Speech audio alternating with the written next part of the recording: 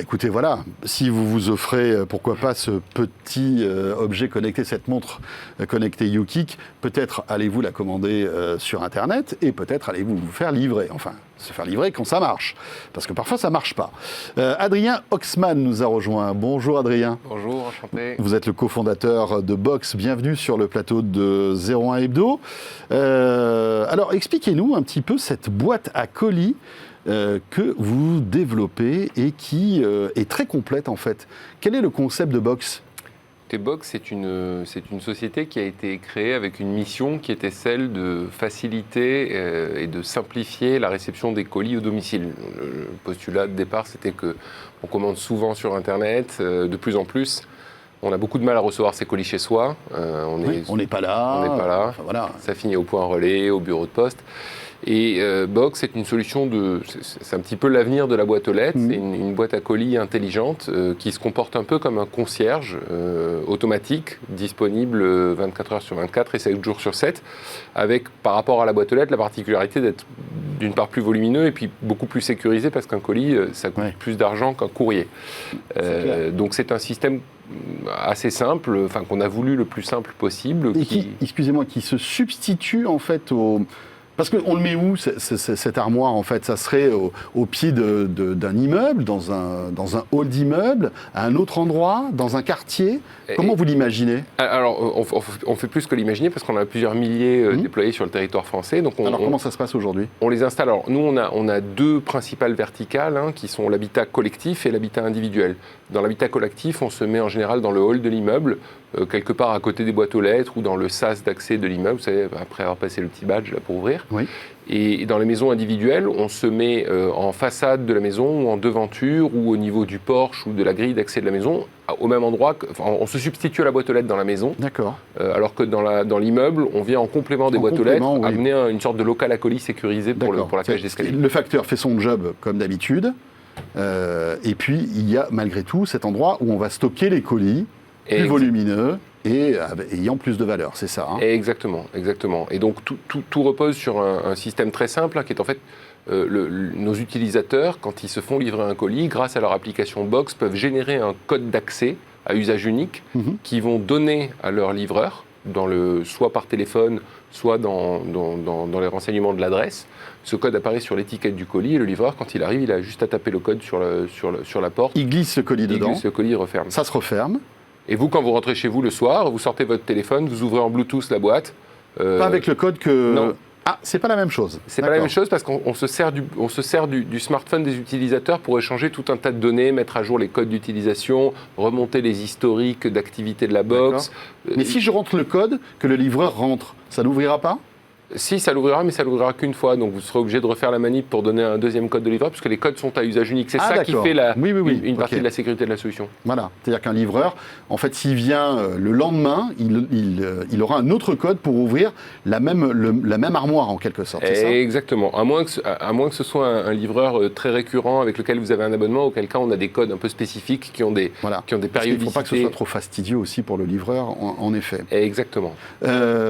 Donc, vous l'avez dit, plusieurs milliers de boîtes comme ça. Après, vous êtes soumis à la place qu'on peut avoir dans les halls d'immeubles. On voit par exemple à Paris, la place est comptée, les mètres carrés sont très chers. C'est pas un problème ça pour le développement de votre solution? Non, justement, notre solution, elle a été conçue en partant de ce problème-là. C'est-à-dire que les parties communes de l'habitat collectif français et puis européen et de l'ancien monde en général sont assez petites, assez étriquées.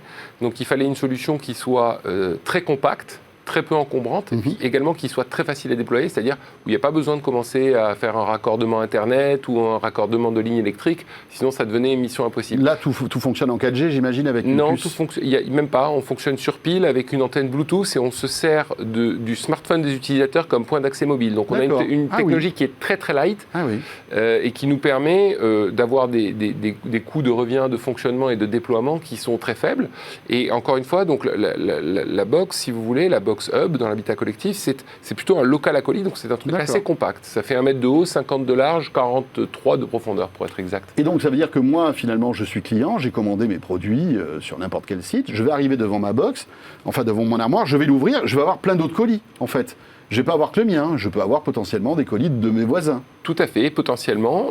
Alors, les colis de vos voisins sont... Alors, il faut savoir que chaque box pèse les colis. Donc, on a une balance connectée au fond qui remonte toute l'activité de flux entrant et sortant de colis. D'accord. Et puis, on va vous inviter également à déclarer la réception de vos colis et à confirmer le nombre de colis restants dans la box. Donc, en fait, on a tout un système à la fois de contrôle externe par des capteurs et de contrôle collaboratif qui fait que le système est très, très sûr. Aujourd'hui, on a plusieurs dizaines de milliers de réceptions dans nos box et on n'a pour l'instant jamais eu de plainte pour vol.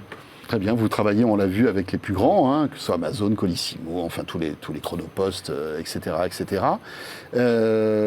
Comment vous vous rémunérez en fait? Moi, en tant que client, le fait de passer par ce service, je vais avoir un petit surplus sur les coûts de livraison? Alors non, pas sur les coûts de livraison. Nous, ce service, on le loue aux copropriétés ou aux bailleurs ou aux propriétaires ou aux gestionnaires d'immeubles en général, et on le vend aux maisons individuelles. Donc en fait, c'est l'utilisateur final qui assume ce coût. Alors il faut savoir que c'est un coût très, très modeste. Hein.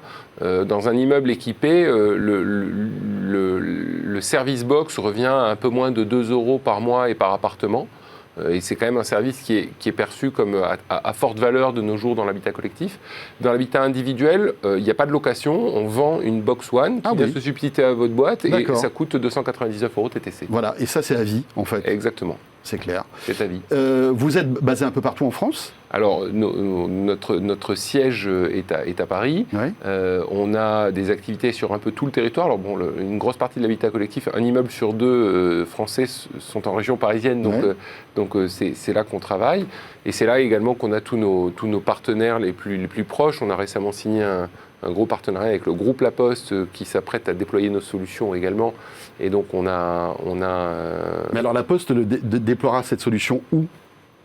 Sur le territoire français. Mais dans les immeubles des habitants ou alors dans les postes? Enfin, non, c'est un système pour le résidentiel. D'accord. Donc un petit peu la même activité que nous en partenariat. Ah d'accord, là vous êtes presque en marque blanche finalement, c'est ça? Voilà, exactement. Mais est-ce que, par exemple, moi je suis intéressé par votre solution, je suis en train de regarder cette émission, j'aimerais bien avoir ce truc-là dans mon immeuble. Comment je fais pour vous contacter? C'est quoi? Il faut aller voir la copro? Comment ça fonctionne? Vous allez sur notre site internet, c'est très simple, www.box.app, et vous faites une demande, vous renseignez vos coordonnées, vous allez être rappelé par un de nos commerciaux qui va vous expliquer la démarche, qui est très simple en fait, qui va vous fournir un tout petit dossier à mettre à l'ordre du jour de la prochaine assemblée générale si vous êtes en copropriété. D'accord. Si vous êtes un bailleur, il va juste vous émettre un devis pour vous expliquer combien ça coûte de déployer la solution. Voilà, c'est 2 € par habitation, c'est ce que vous disiez. C'est 2 € par... En fait, on loue une box, ça coûte 583 € hors taxe par an. Et par box, et une box sert entre 20 et 30 appartements simultanément, donc quand on fait le calcul, ça revient à un peu moins de 2 € par mois. Très bien, merci beaucoup Adrien Oxman pour Box. Avec plaisir. Rappelons que vous en êtes le cofondateur.